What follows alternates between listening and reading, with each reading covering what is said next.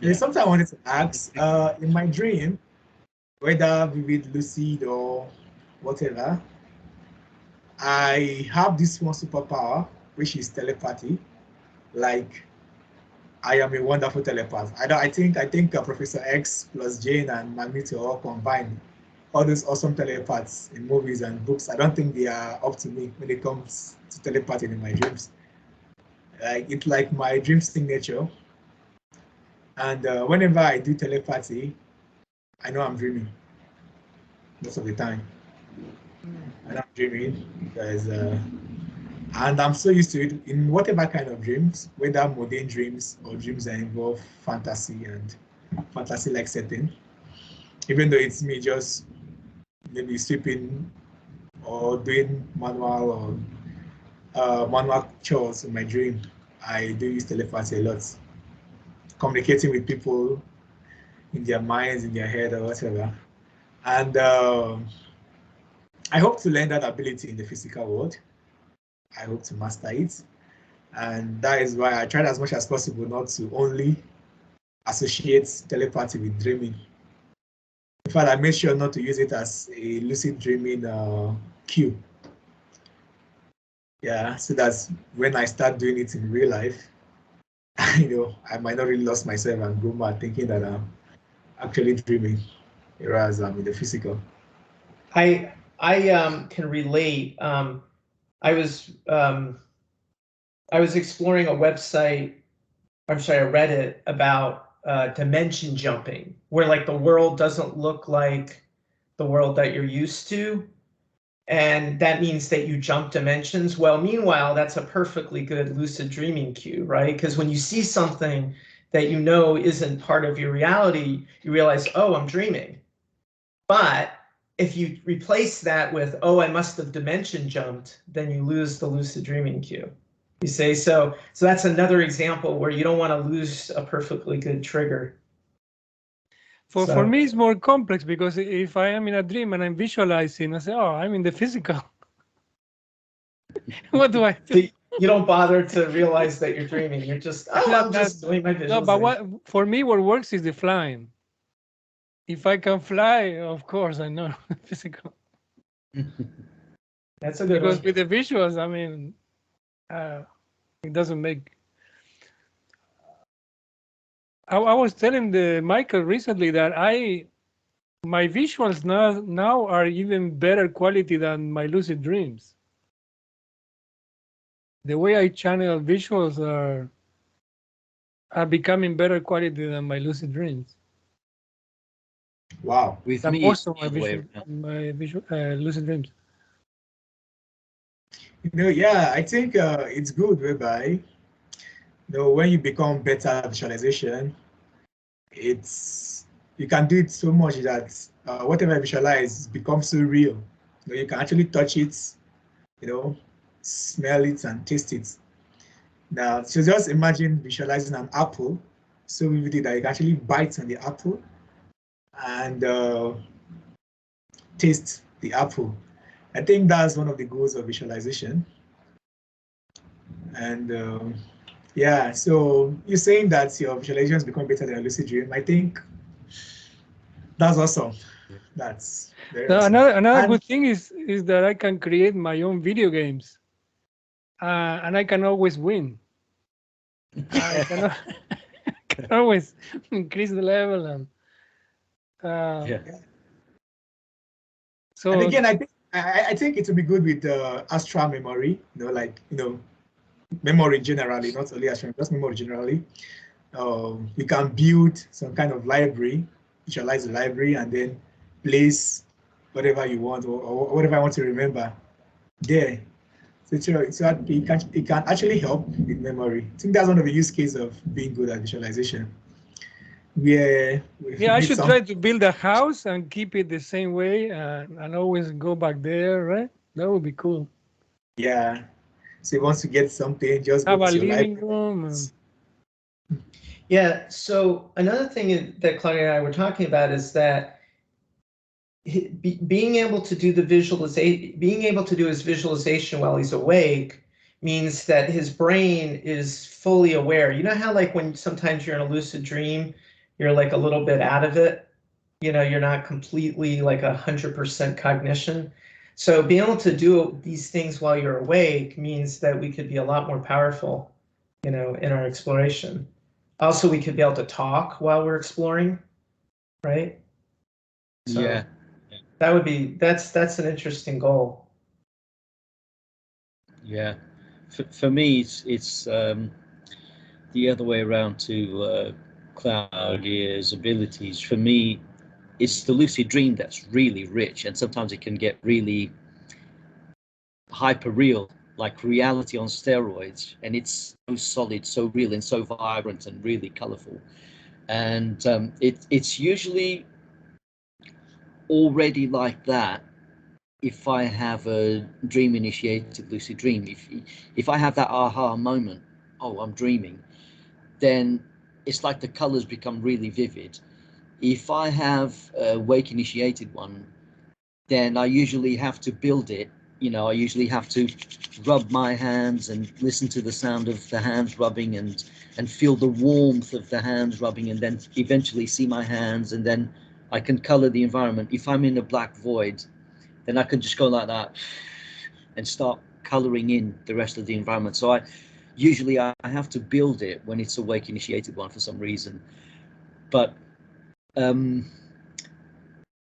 yet to achieve that kind of richness when I'm doing visualizations. And don't get me wrong, it feels quite realistic, but not as realistic as lucid dreaming does to me. I don't know. But when I started, for me, it was like yours. For when I started, my visuals were way worse than my lucid dreams. But now it's the other way around. I'm mainly from last year and this year. Yeah, don't get me wrong. I still have problems with lucid dreaming, and I've been doing it for like 15 years. You know, the two main challenges for me, and I think this applies to almost everyone, is preventing a premature awakening, and I usually prolong being in the lucid dream state via sensory amplification and trying to calm down and trying to interact with the environment as much as possible. And then the other challenge is to not lose lucidity. So sometimes I try to narrate my actions. I tend to verbalize what I'm doing in the lucid dream, and then once in a while, you know, like right now I see that cup, I'm picking up the cup, I'm dreaming, you know. So I try to maintain that lucidity, and obviously I try to watch out for dream characters that tend to act like tricksters. They try to make you forget that you're dreaming. For some reason, sometimes I get those characters. They try to convince you that it's not really a dream, that it's really happening, and sometimes they pull you into some kind of plot. So I tend to watch out for that, and I try to be critical, try to be logical, as you know. I try to maintain my critical thinking, if that makes sense. You know, I try to not lose it. I try not to lose myself in absurdity, you know, and believe in absurdities. It's like you have to, you know, we were talking about bizarre thinking in lucid dreams, you know, like what Alan Worsley was saying when he had this experience of leaving his body, you know, because he was trying to measure his brain in the lab. His dream body was still attached to the machines, and you know, you could see the plugs and everything. And then he went outside the building, and it was raining, and he knew he was dreaming, but for some reason he thought, I have to go back inside, otherwise the equipment's going to get damaged. Right. And it wasn't until he woke up that he realized, hold on a minute, why was I worried about the equipment? That equipment was made of dream stuff. It was actually dream equipment. It wasn't the equipment of the real world. So why was I worried about the damage? So it's really weird. I think our minds fluctuate, and we tend to, the mind is so free that it can explore even outside logical thinking. It can adopt an infinite number of perspectives. It doesn't have to think logically, and I think that's why in Zen Buddhism they have the concept of koans. I don't know if you've heard it. Koans can be absolutely absurd, but some, you know, and they can be paradoxical, but you know, it could be like someone saying, oh, it's really hard to get that person to do nothing, you know, and that creates a paradox. How can you do nothing? But it's supposed to make you realize thinking isn't the be all and end all. You can, you know, you can experience fantasies, you can experience realms that don't have to follow a strict set of rules. You know, you don't have to, it's like when you're dreaming, you don't have to act as though gravity is real. You can just, you can step outside, you know, jump out the window and just carry on, you know, go over the balcony and just carry on walking on air, you know, without falling. Does that make sense? I have many dreams that I was showing off to other characters in the dream, and I started to levitate and float. And I say, hey guys, you cannot do what I'm doing. I was feeling that not everybody can do that. Oh, yeah, try. I was a lot of dreams. I was saying, try it. I mean, you can do it. You should do it. Try to float. If I can do it, I was saying, if I can do it, you can do it. Did it happen to you guys? Yeah. In my own case, you know, there's this lucid dream I had where I tried to fly, and since my mind was still conditioned with this physical realm, probably due to watching a small view, I wasn't good at flying. It was as if I was learning how to fly in the lucid dream. I will, you know, go up, then after a few minutes, I'm back to the ground. They run for a while, I'm up in the air again, then after a few minutes, I'm back. So my flight was not smooth. It was like someone learning how to fly. And it was quite fun and exciting. I had a lot of fun then, you know. Before then, the other lucid dream I had before then, I didn't fly with, I was actually flying, but I felt I was being carried by the wind. So I felt I was being carried by the wind. It wasn't me doing it, it was the wind. So I think mindset also plays along with it. So if you still go on with this mindset from these limitations into a lucid dream, it might be difficult for you to do some of the awesome things that is capable there. Oh, you reminded me of something. Another thing that I've done a lot of times, I'm in a dream, right? And I see some sheet, something that I can grab, or a big towel or something like that, and I grab it for whatever reason. I don't know how I can make it like a parachute. So I go like this, and I fly with that, like a sail. And I did it a lot of times. Or sometimes a big umbrella. I have a big umbrella, and I point the umbrella in some direction. I start flying with the umbrella. See, my problem is I fly so much in my dreams that flying doesn't even trigger that I'm lucid dreaming. Like I just accept it as fact, and it's no big deal. And so it doesn't even occur to me that I'm actually dreaming. Well, but try to fly in the physical and try to remember that you cannot fly in the physical. That's right. I keep trying to jump out of third-story building, and I keep falling in my head. No, I think somebody said that too. That try to fly in the physical. I can't. Jump. Okay, so I need to reinforce that. Yeah. But see, I kind of like the idea when I'm dreaming, when I'm flying in the dream, because then it just feels liberating. So even though I'm not aware that I'm dreaming, it's kind of like, see, it wasn't so bad. You can fly. You just have to work at it. I was going to say, also to prolong lucid dreams, when you feel yourself back in bed, the first sensations tend to be phantom. They're not actually, you're not actually back in bed. So you could actually roll over and out again, or like an out-of-body experience, or you can grab a nearby object and it turns out to be a dream object.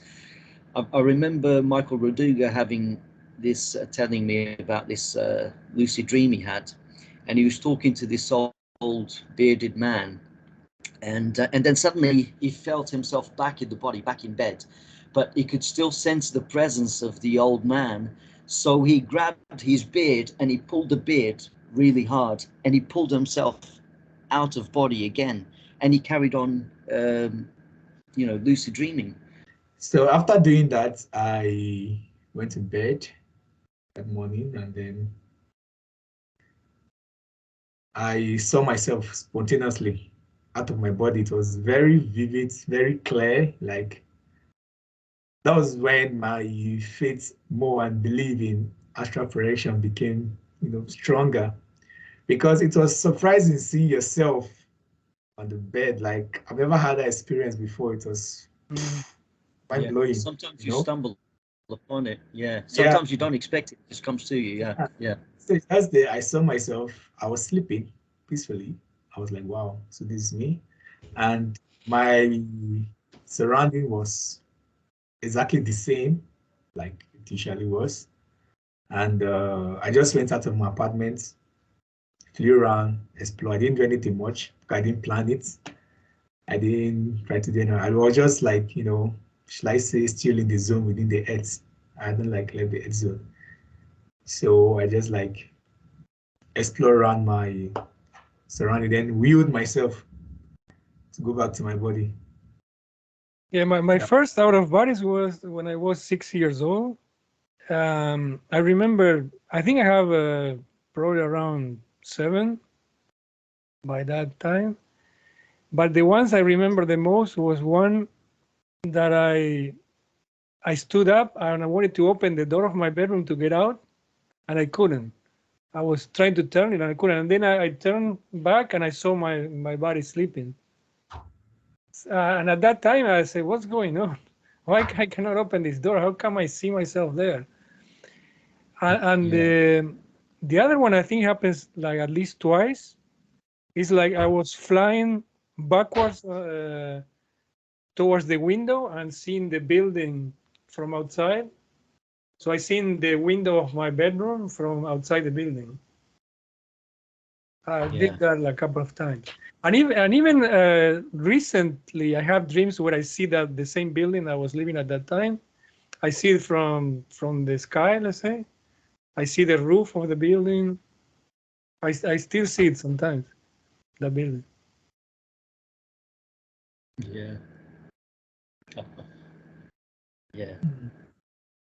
I think all of us tend to have like these experiences at an early age, really.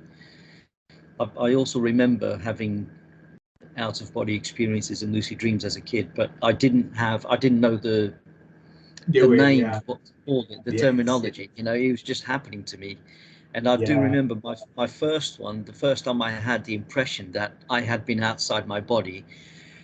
It began from a false awakening, and I was in my house, and it, the environment was really vivid, and I felt like something was coming for me. So these men came through the walls, and they were completely naked and white, like albino men, but their eyes were really weird. They had these deep blue eyes, like they could see right through you, and they kept smiling at me like a malicious smirk, and they chased me around the room, and then they grabbed me, and then I tried to scream, but one of them pressed my navel, and my voice was like I couldn't scream anymore because they were pressing on my navel. And then I was wrestling with them, and one of them got so frustrated with me that he picked me up and he flung me across the room towards the wall, and I went through the wall, and I came upon like the living room of my house at the time, my childhood home, and I'm coming from the top part of the wall near the ceiling, and I'm falling towards this dark-haired woman holding a little boy, and I'm falling towards them on top of them, and then before I know it, I wake up and I look up and it's my mum, and she's got dark hair, and yeah, and I remember that to this day so clearly. It's my first instance of an out-of-body experience. First, I had the experiences, and then I found out what it was. Because when I had the experiences, I didn't even know what an astral projection was. When I started reading, then I realized, oh yeah, this is what I had. Yeah. See, as a kid, I just said to my mum, Mum, I have these dreams, but they're different. These dreams feel real. I don't know how to describe it. Of course, every dream feels real when you're having them, especially if it's a non-lucid. But I was thinking that's the best way I could describe it. Look, it feels real. I know that I'm supposed to be asleep, but I'm there. And then in my head, I began to think, do dreams happen elsewhere? Are they inhabited by monsters? And these albino men, who are they? Why do they come for me? Because it was a recurring nightmare. And yeah, I didn't have the vocabulary to describe these experiences. I didn't know what an out-of-body experience is, or lucid dreaming. I didn't find out until later in my late teens. But yeah, at the time, the best I could do for my mum was, Mum, these dreams are different. They feel real. That's it. That's all I could do. Yeah, you know, it's more like sorry. an alien abduction. Yeah. One of the biggest mistakes of humanity is to underestimate the importance of dreams and imagination. Yes. Because when they're kids, they say, "Oh, they're imagining that." It's like not important. And dreams is just a dream. Yeah. I mean, imagine how everything could have been evolved differently if they were giving those two things the importance that they deserve. Yeah. Yeah, absolutely. Yeah, definitely.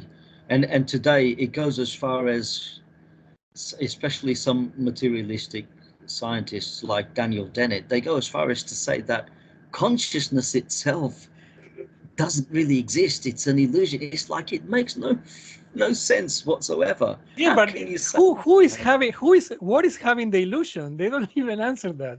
So yeah, it's they an don't illusion. answer that. Yeah. What is having the illusion? Who is having the illusion? Yeah.